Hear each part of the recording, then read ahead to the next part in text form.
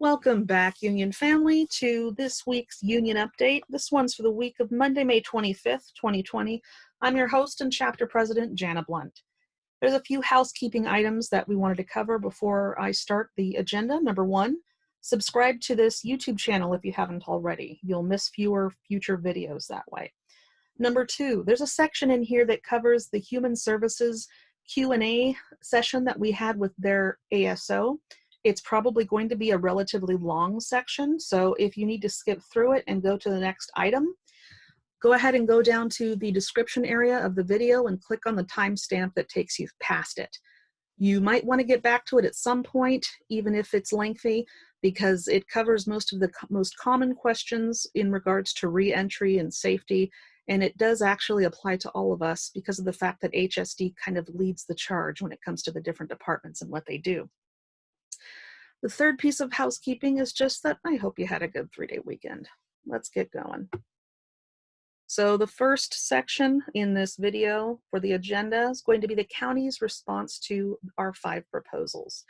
Again, that includes the vacation accrual cap lift demand, the demand for compensation for frontline workers, disaster paid extension, expansion of the telework options, and then the demand to be involved in reentry plans. The second section is all about the reentry itself, the cease and desist, including the Q&A for HSD, that's that big section I mentioned earlier, and some information on the reentry checklist, some requested what-if scenarios for health screening, including risk groups and doctor's notes, what to do. Lastly, we're going to close it out with the proposed budget information, proposed budget cuts as well as proposed job cuts, and just a confirmation of the timeline. Before we get started, what's the maximum duration of our short-term disability benefit? Answer will be at the end of the video. So here's going to be the county response to our 5 proposals. So this first proposal, as a reminder, was a request for the vacation and comp time accrual cap to be lifted temporarily to prevent accrual loss for folks. It's temporary and gave people some time to use it up before it expired. The county's response to this was that it's not their fault that this pandemic is happening. If anyone meets or exceeds their accrual caps, they're not responsible. Limited travel options are also not their fault. They reminded us that the county and the union already agreed to these accrual caps when we negotiated our current contract, and they're not interested in reopening the MOU to negotiate this. I could editorialize here, but I'm going to refrain for the sake of time. We just wanted to let you know that we do have plans in the works, been working on it all weekend, and we'll keep you updated.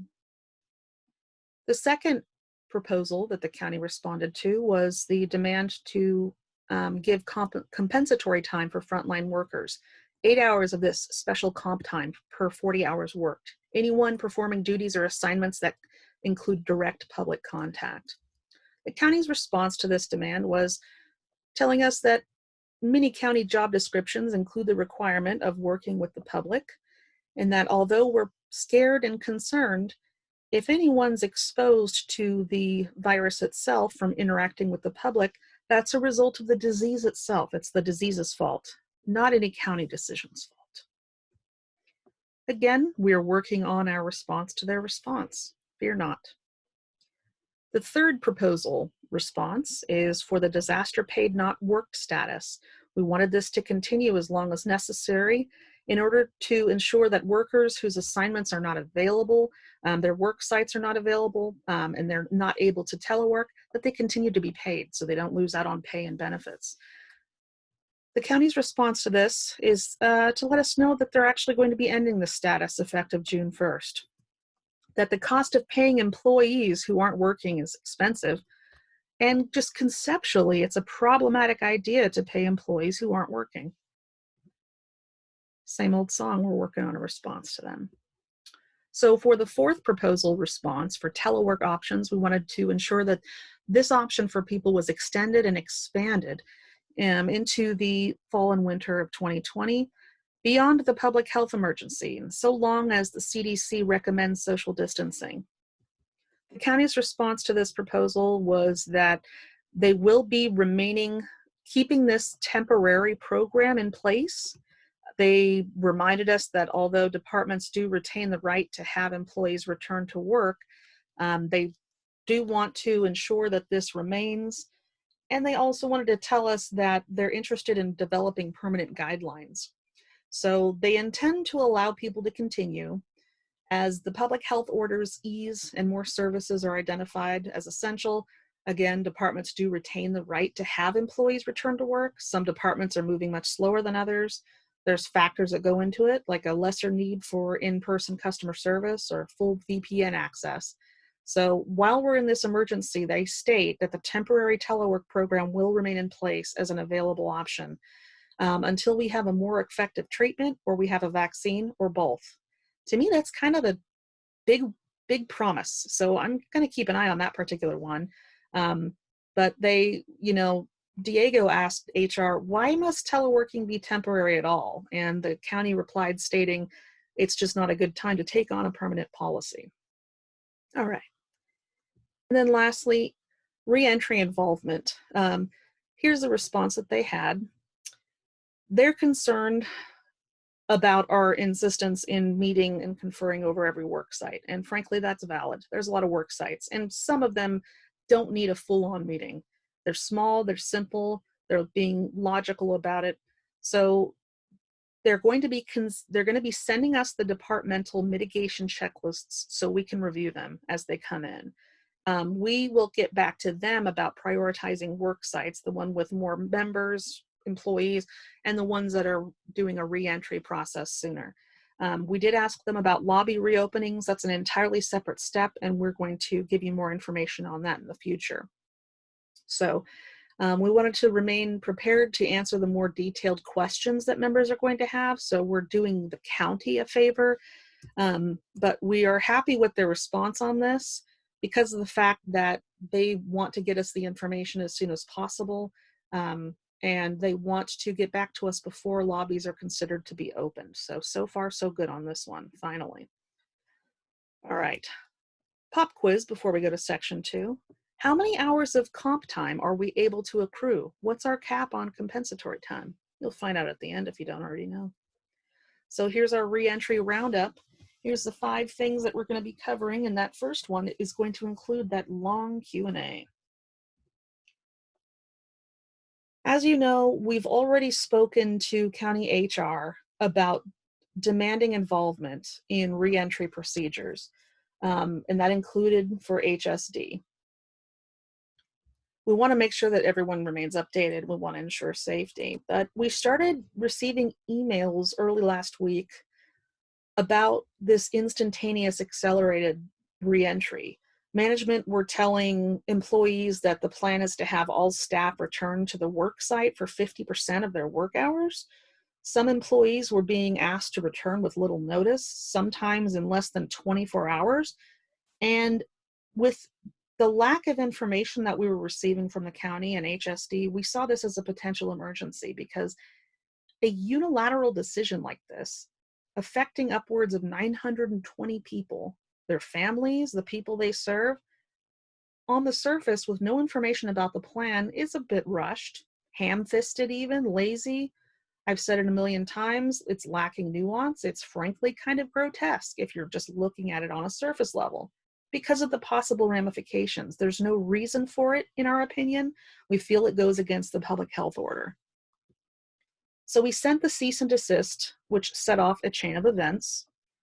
We received a pretty rapid response from HR. HSD sent us a packet of information describing the reentry plans, and then HSD offered to meet us the following day. So we did speak with HSD's ASO the next day, and I will cover what was said. But first, just as a reminder, for those of you who aren't in HSD, or for some reason you are and you're just not very concerned about this, why does it matter?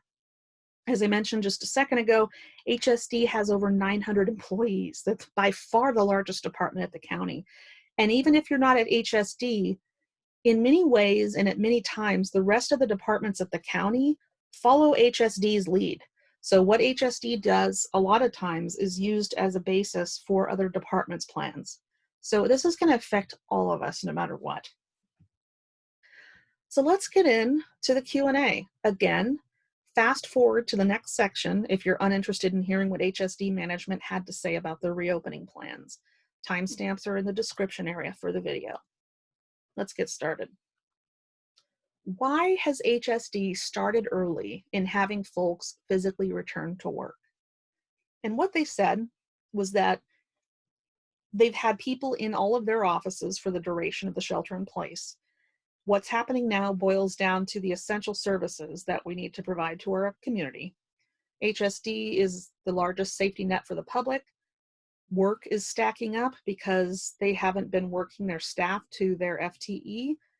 That in and of itself was necessary in order to keep everybody safe. And the driving force here is that the work that needs to be done to serve the people who are required to come into the office, they're ensuring that they're going through as many risk mitigation efforts as they can think of.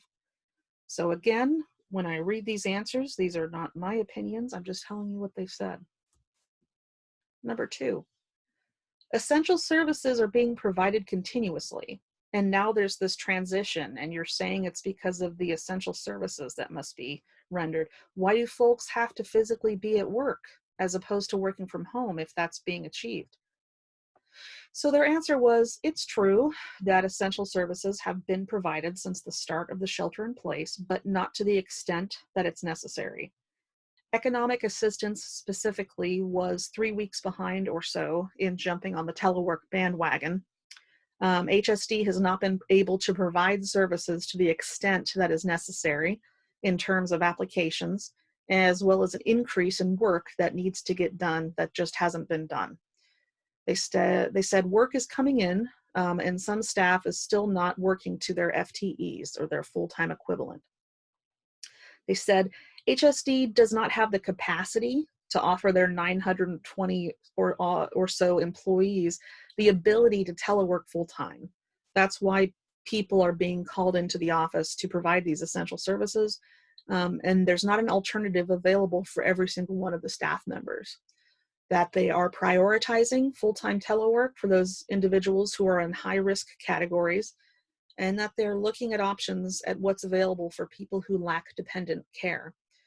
They said they're really looking hard at those EPSL, that's the emergency paid sick leave, and EFMLEA categories because we want people to work, that's what they said.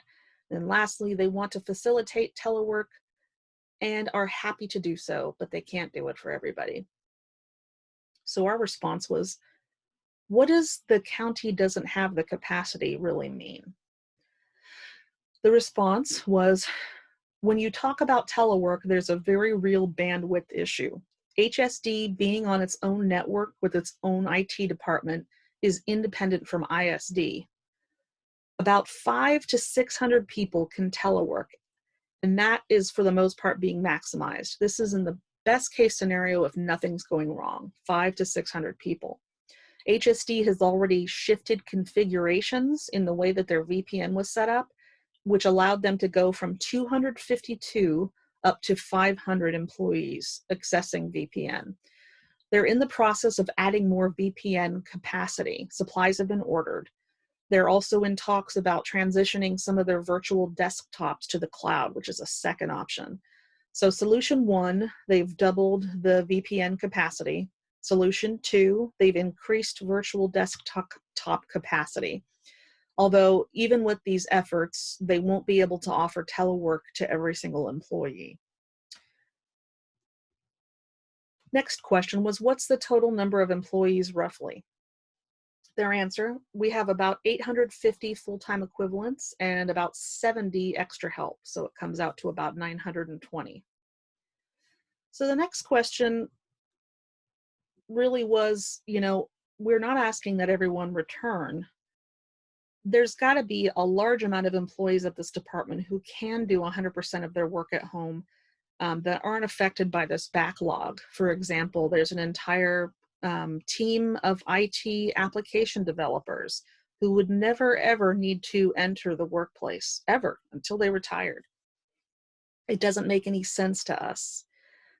So the answer to this was, HSD is looking to be as equitable as possible with telework versus office work. And they said that they are up for discussion about this, which is very good.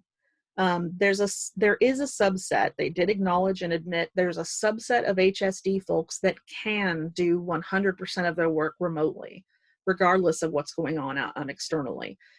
But the drawback of that at the current time, if those people if those people are doing their work 100% remotely, they're taking up a finite amount of resources. Other individuals who may only be able to do a portion of their job remotely, because of the fact that these 100% of the time teleworkers are taking up space.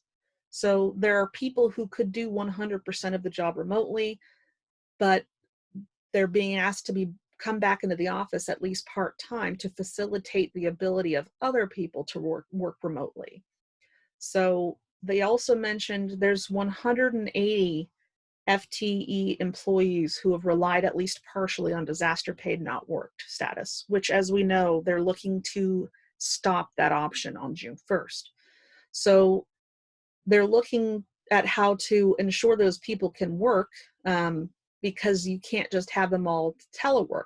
Most of these people who are on this status are on it because of the fact that they can't telework. Either they don't have a computer at home or their job just isn't possible you can't telework with whatever that job is. And so it's important that if this status does end, the DPNW, that those people are able to work somewhere. So again, their paychecks and benefits don't cease. So they also said, lastly on this, that if we haven't been assigning you work, you are now required to come into the office while everyone else is teleworking. Or he said, what we try to do here is look for an equitable split so individuals across this department are able to benefit from teleworking equally. So again, it's this kind of back and forth thing. It's musical chairs. Who's going to telework? Who's going to go in? Our next question was, if people who can't come in due to pre-existing conditions or daycare needs are required to use the FFCRA, which is those specialty leaves, aren't we losing those employees anyway if they can't telework? And the answer was no individuals are being forced to use leave. It's a case-by-case thing. So when it comes to dependent care and pre-existing conditions, the only issue there is that although those people are being allowed to stay home and telework, eventually, depending on how many people do this, there may be a negative impact to the individuals who are coming into the office to a certain extent, because HSD will get to the point where they can't support the hours that are being requested through telework. I really hope it doesn't come to that point, but we'll be there to help if it does. Our next question was, again, what about folks who are in that situation but they can't telework? Okay, high risk and lacking childcare, and there's no option to telework. So the answer to that is pretty obvious. If you can't telework and you are at high risk or lack childcare, you are essentially at that point going to need to either decide to work or to go out on leave. And that's how it's always been. The statement before, again, were related to people who can telework, those high-risk folks and the folks who have childcare needs. Those folks, if they can telework, ideally will be prioritized so they can. But folks who can't telework and they're in those scenarios, you're kind of stuck between a rock and a hard place. But there are additional leave hours afforded to you. So if you need more information about that, ask your management or ask the union.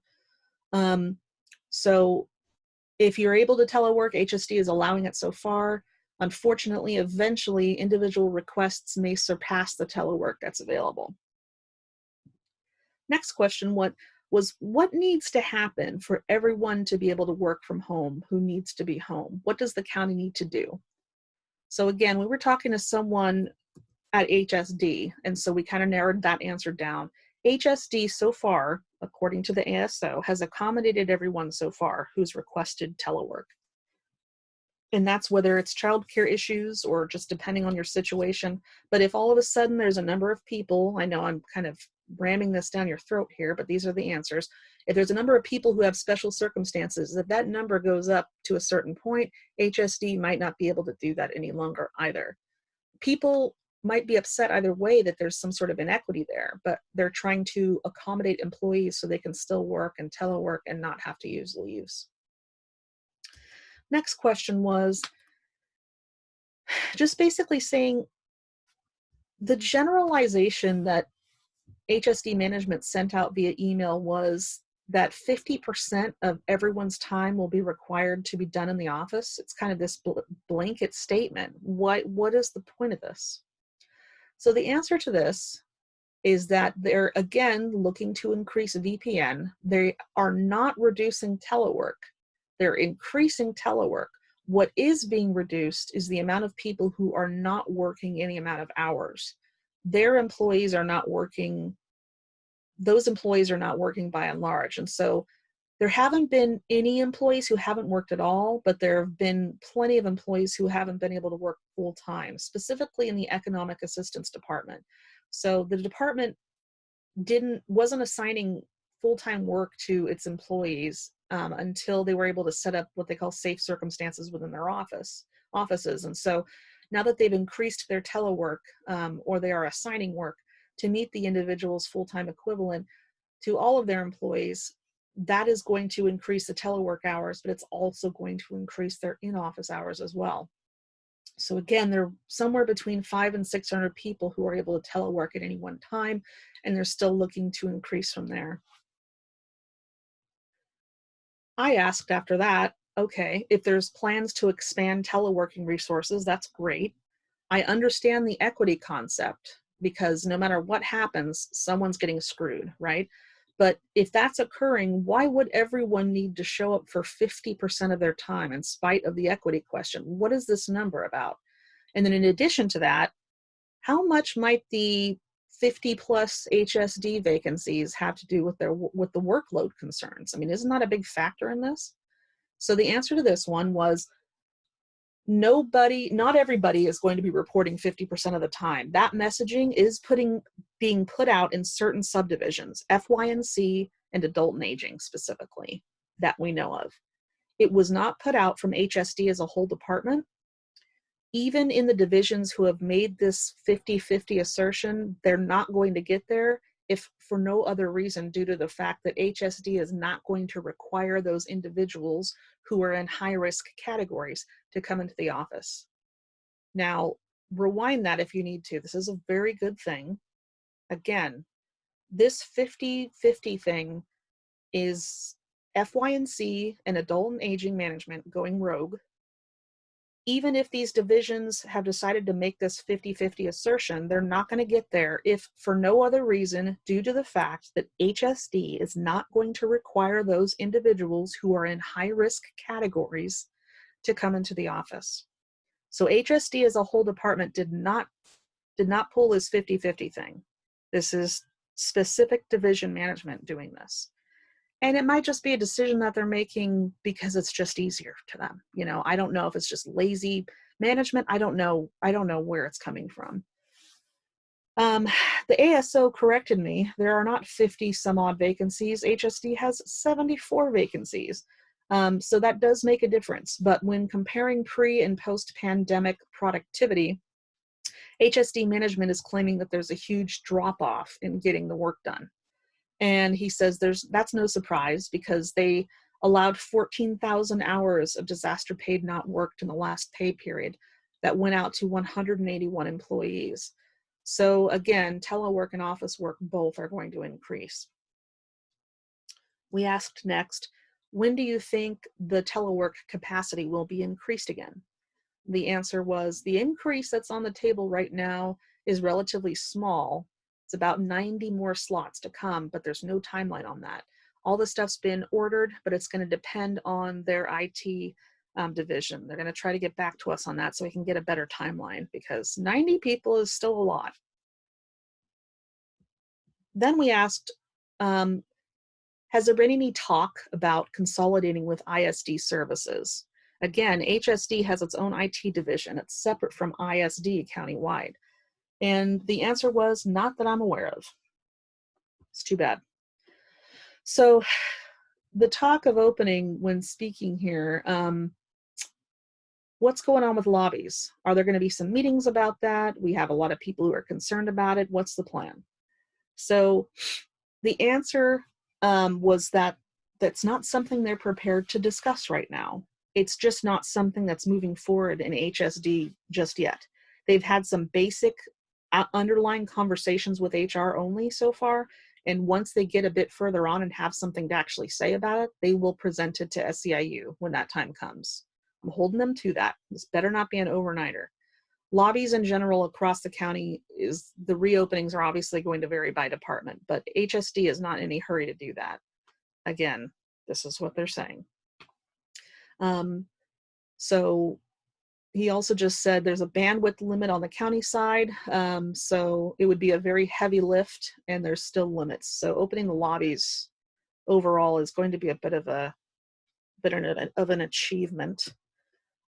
We asked, can't essential services, just hypothetically, could essential services outside of the lobbies themselves, could they be provided entirely from home doing teleworking, minus the lobby issue? They said, yeah, it's actually possible. Theoretically, without any lobbies being open with the right equipment, he said, I can't think of aside from like the materials handlers and positions like that, yeah, HSD could entirely be done via telework if we had the right circumstances. So there's nothing stopping that. So I asked about the pre-COVID backlog.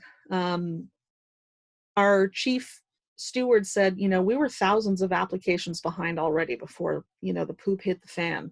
And the response to this was, you're exactly correct. We have many, many pending applications, and we had many prior to COVID-19. We also have many, many pending tasks, which are separate from new applications, those of you who are not in this department. But it's true that it's not a problem that's unique to COVID-19. It's just exacerbated by the fact that we've had 14,000 hours across that department of people just not working on the last pay period. We asked about ventilation. Again, I don't work at HSD, but I do work in a building that has, it's not even terrible ventilation. It's like worse than bad. It's almost like it was designed to kill people. And so we asked about it. They said they've had risk managers go through as recently as Monday, walking through the offices to ensure everything was quote unquote up to snuff. But he said that they can ask the county human resources risk department to take a look at it. They will provide a response on that. He said, I'm not sure as to what our course of action would be if there is a course of action necessary. So again, they'll get back to us. These buildings are older than dirt, most of them, if you're at the county center. And so again, short of just pulling all of it out and starting over again, which we all know would never happen, I don't know what they're gonna be able to do other than air scrubbers, which have helped. All right, we are very close to being done here. What's the deal with bandwidth? Are all workers equal? Are there certain jobs that pull out more bandwidth that take a bigger toll on the system? Does it matter what the employee does? The answer was the difference between users and job types is negligible when it comes to tapping in. Their ASO, the one we were talking to, actually asked HSD IT for a comparison between the different jobs. If you're just accessing online databases like CalWin or Meds versus people who are developing applications and doing coding, are there any jobs that tax it more than others? And the answer was, regardless of who you are and what you're doing, if you're accessing the system remotely, you're tapping into that bandwidth at a very similar rate. All right, we got through that. So let's talk about our next steps for HSD. I spent this weekend processing information and putting together a plan. Our chief steward, Debbie Steen, has also been working on this. We're going to meet the chapter board. We're going to be meeting Tuesday, tomorrow afternoon. I admittedly can't go into detail on what I'm thinking in a public video because I don't know who's watching this. But again, we're going to meet on Tuesday to tweak it, and then we will be meeting again with Human Resources on Friday morning. We're getting a lot of great information and feedback from HSD employees in particular. We are still counting on the rest of you who haven't provided feedback but have information to share. Most of you do, even if you don't think it's important. I don't know where we would be without all the people that have come forward and forwarded emails to us and kind of helped us put these puzzle pieces together. So regardless of whether you work at HSD, please keep watching for information on what to do if you're being asked to return to the workplace after being able to telework. All right, so this reentry checklist, I covered this packet and its function in detail during the last video, so I'm not going to put you through that again. I already explained what was inside, but I was just putting this up here just to say that most of my information is going to be coming from here, and you do have access to this document through our shared Google Drive. Any and all online links that I'm referring to in the video are always in the description area of the video. Link for that's in the description. So health screening what-ifs. The following questions here they're being covered by request. So the first one, what if we're sent home? As you probably already know, management has been instructed to immediately send us home if we have symptoms at the time that we arrive to work, or if we become symptomatic during the shift itself. What will happen? For employees who are sent home, there are explicit instructions about what you need to do next.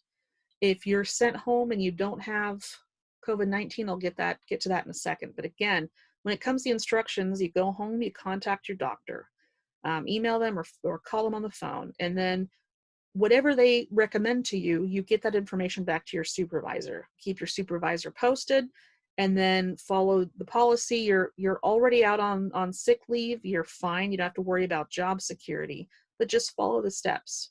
Your healthcare provider is probably going to make sure that you get tested for COVID-19, and what happens next after that, it's pretty clear. So if you have more questions on this, let me know. What if you're sent home due to something that's not COVID-19? Well, if you don't have COVID-19 and you're sent home, the same thing, it's going to resolve itself. There's a lot of different things, though, that can resemble COVID. If you have, shortness of breath, you could have asthma, which results in that at times. You could have chest pressure during bad colds. You could be coughing if you have allergies. You could even have a fever if you have any kind of infection. In most of these cases, you probably shouldn't be at work anyway, but the situation is the same if for some reason you're sent home, or if you're smart enough to send yourself home. You go through the same process of contacting your doctor, and if it's not COVID-19, you're back at work sooner.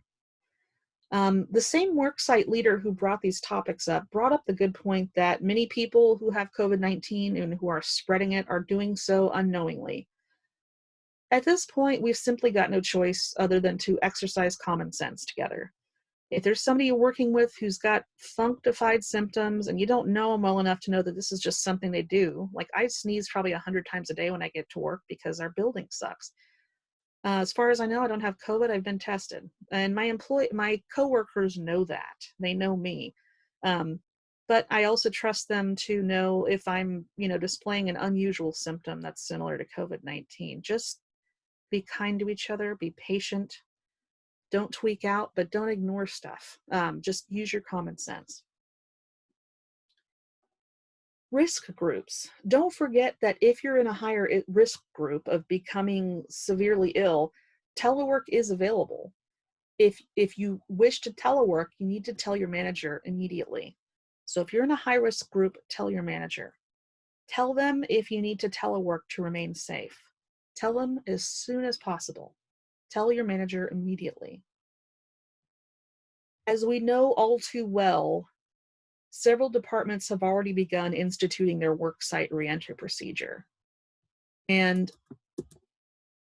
a staggeringly large amount of people possess pre-existing health conditions that put them at a greater risk for severe infection. I think the lowest estimate is like 2/3 of people. Everybody's got something. Because so many of us are in that category, and because of the fact that telework, when it is available, is limited, it's important that if you haven't already, speak to your doctor.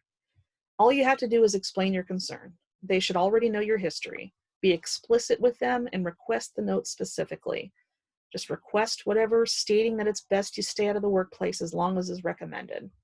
Once you do obtain the doctor's note, send it to your manager as soon as you get it. And then request telework if it's available. You know, management across the county is being tasked with establishing who should be where, when they should be there, staggering shifts, alternating crews. By procrastinating, you're making the situation more awkward and difficult between you and your boss. It's making it harder on them, and you're going to be making it harder on yourself, and less likely to get this request honored if there's a limited amount of space. All right, pop quiz, last one. Paid parental leave, or PPL, grants how many hours for eligible employees? We're close, guys. All right, let's talk about the proposed budget. We got cuts to the budget and the jobs and an updated timeline. Remember, all of this is proposed. It's recommended. The county's recommended budget has been released. It includes proposed cuts to several departments, as well as service reductions in order to address shortfalls. The following departments are facing the largest pre-pandemic budgetary shortfalls. This may comprise their ability to continue providing services at current levels after October 6th, 2020. The Sheriff's Office recommended budget includes $5.5 million of proposed reductions. This may lead to elimination of positions. It could result in an increased deputy response times, as well as service reductions in the following programs: closure of the Sonoma Valley substation and the Guerneville substation, elimination of the helicopter program, including the sale of the helicopter, reduction of the marine unit and sale of boats, and diminished capacity to provide administrative and investigative services. The reduced service levels would increase risks to public safety, jeopardize recent efforts to build community relationships, and decrease proactive activities, such as community-oriented policing. So that's the proposed budget cut to the sheriff. The district attorney's recommended budget includes $735,000 of proposed reductions. These potential cuts would directly impact services available to the public and prosecution of offenders. Operational and staffing impacts would include increased caseloads for the individuals left, limited ability to collaborate with partners on law enforcement and safety net issues, and the reduced ability to support code enforcement on illegal cannabis operations. Oh no.